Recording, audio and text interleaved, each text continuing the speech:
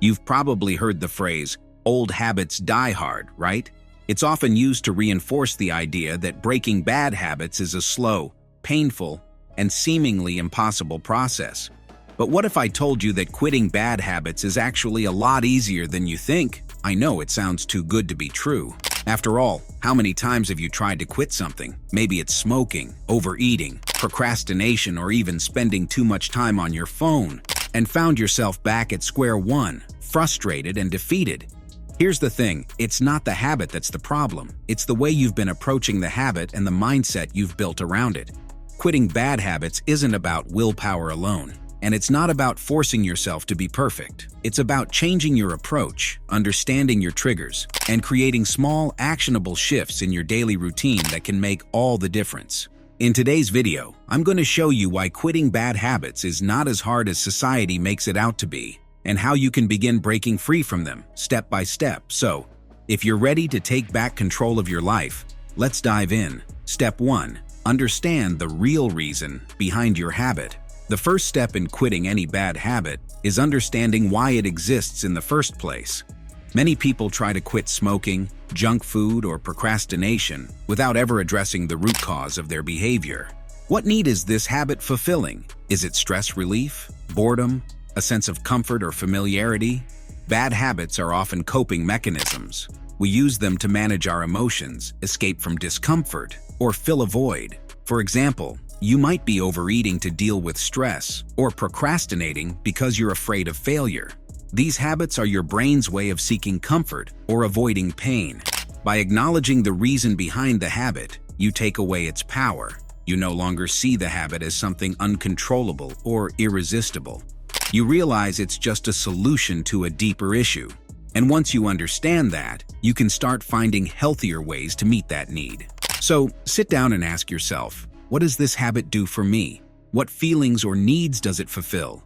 Once you have that clarity, you're in a better position to change it. Step 2. Replace the habit. Don't just eliminate it. One of the biggest mistakes people make when trying to quit a bad habit is focusing solely on the elimination of it. You try to stop eating junk food, but your mind is constantly thinking about the food you're not allowed to eat. You quit smoking, but all you can think about is the craving. The key to quitting bad habits is not just about stopping the behavior, it's about replacing it with something better. When you try to eliminate a bad habit without replacing it, you leave a gap in your life, a void that the old habit used to fill. And this void can be uncomfortable. That's when the temptation to fall back into the old habit becomes stronger. Instead of trying to just stop the habit, ask yourself, what's something better I can replace this with? Want to quit smoking? Replace it with deep breathing exercises or chewing gum.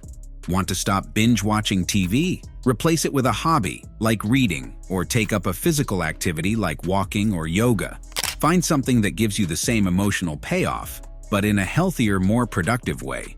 By consciously replacing your bad habit with something better, you're essentially reprogramming your brain to seek a new solution to your underlying needs. Over time, this new habit will take root, and the old one will lose its grip. See, this is what I'm talking about. Turn around, look at that. You see what I mean? It's plump, it's juicy, it's 3 inches thick. Now, look at this sorry. Robert, come on, don't smoke. What do you mean, don't smoke? Don't smoke, you know better, come on. Don't smoke. Anyway, you used to smoke. I know I used to smoke. That's when I didn't know any better. Now I do. Your mother made me stop, too. You know, I will too, but occasionally I do smoke. When I want to quit, I'll quit. Step 3. Start small. Take baby steps. The idea of quitting cold turkey can be incredibly overwhelming, and often it leads to burnout. You might feel like you have to completely change your life overnight in order to make progress. But here's the truth. Small, consistent changes lead to big results. Start by setting tiny, manageable goals. If you're trying to quit smoking, start by cutting down your cigarette intake slowly. Say, buy 1 less cigarette a day. Want to stop binge eating? Begin by swapping one unhealthy meal a day for something nutritious. These small, incremental changes are much more sustainable than going all in and expecting immediate perfection. When you take baby steps, you also set yourself up for success. You feel a sense of accomplishment with each small victory, which builds your momentum. Over time, these tiny shifts add up to massive transformation. Remember, progress is progress. No matter how small, don't rush the process. Give yourself time to adjust and let each small success compound into bigger wins. Step 4. Create new routines and habits. Bad habits are often a part of your daily routine. They become automatic because you've repeated them over and over again. The best way to quit a bad habit is to create new, healthier routines that naturally replace the old ones. Think about your daily schedule. Where do you typically find yourself falling into your bad habit? Is it after work when you're feeling tired? Is it when you're feeling stressed? Pinpoint the moments in your day when you're most vulnerable to your bad habit and use those times as opportunities to replace the behavior with something new. For example, if you tend to snack on junk food while watching TV, try replacing it with healthier options, like making a cup of herbal tea or keeping fruits and nuts on hand. When you consciously insert new positive habits into your routine, your bad habits will naturally start to fade away. Step 5. Shift your mindset. Focus on what you're gaining, not what you're losing. A big reason why bad habits are so difficult to break is that we often focus on the things we have to give up. We think about the sacrifice and feel deprived. This negative focus can make quitting feel like a battle, and battles are hard to win. The trick is to shift your focus from what you're losing to what you're gaining. Instead of thinking about how much you miss junk food, think about how great it feels to be healthier and more energized.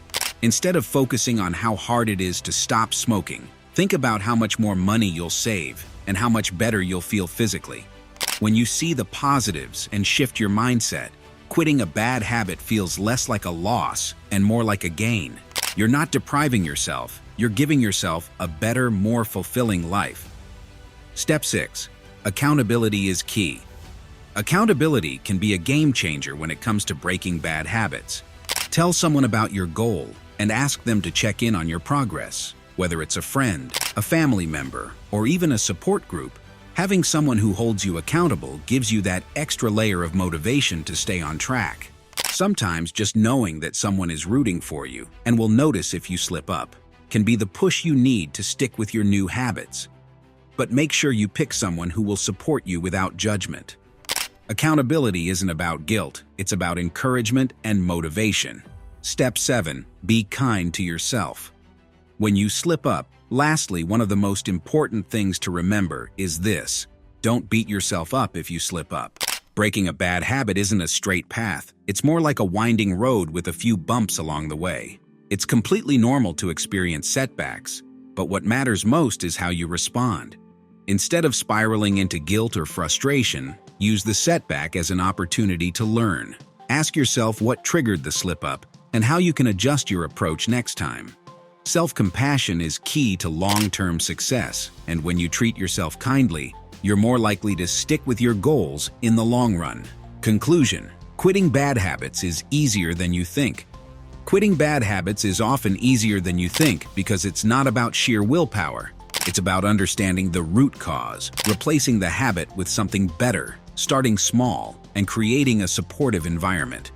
When you shift your mindset and take a more compassionate, intentional approach, breaking free from your bad habits becomes less of a struggle and more of a personal evolution.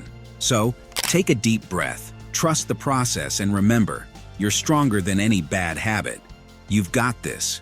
If you found this helpful, don't forget to like and subscribe for more motivational content. Let's make this journey of self-improvement together.